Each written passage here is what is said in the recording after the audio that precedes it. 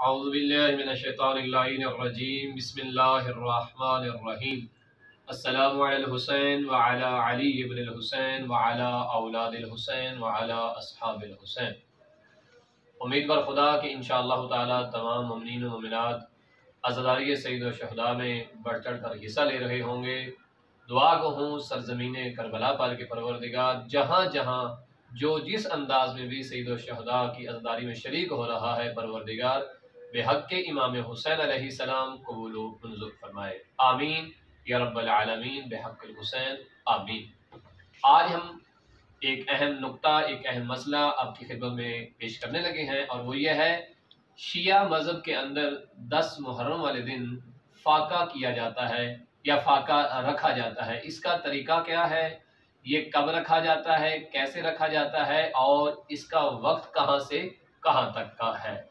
तो याद रहे कि ये फाका जो होता है ये रोज़ा नहीं है। मज़हब फ़िक़ह जाफ़रिया में 10 मुहर्रम का रोज़ा नहीं है, बल्कि ये सुन्नत बनु उमैया है, जिस पे इंशाल्लाह हम फिर बात करेंगे। फाका जो किया जाता है इसके लिए सहरी का करना ज़रूरी नहीं है, इसके लिए कोई अलग से नियत का होना ज़रूरी नहीं है। आपने जब पूरी रात शबे बेदारी की, शबे अशूर को फजर पढ़ के आप सो गए, आपने कुछ नहीं खाया, तो शोहदाए करबला के गम में उनकी भूख और प्यास को महसूस करने के लिए आप दिन का कुछ वक्त जो कि फजर से लेकर तकरीबन नमाज ज़ोहरैन के बाद तक का है, तब तक ना कुछ खाना है ना कुछ पीना है। अपने आप को महसूस करवाना है कि गर्मी की शिद्दत में प्यास और भूख का आलम क्या होता है। इस चीज़ को महसूस करने के लिए शिया ने हजर करार आशूर वाले दिन, 10 मुहर्रम वाले दिन कुछ खाते नहीं, कुछ पीते नहीं, असर की नमाज तक। अब असर की नमाज कहाँ तक?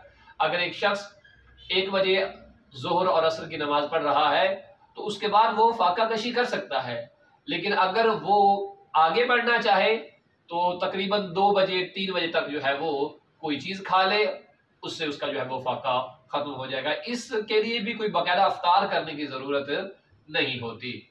और आप अगर 3 बजे तक 4 बजे तक भी ले जाए तो ले जा सकते हैं, कोई हर्ज नहीं। बस ये ज़िम्मा रहे कि रोज़ा नहीं है ये, और आशूर का रोज़ा नहीं रखना है, बल्कि फाका करना है, वो भी शोहदाए करबला की प्यास भूख को महसूस करने के लिए, हम अपने अंदर उनकी मोहब्बत को उजागर करने के लिए फाका कशी करते हैं।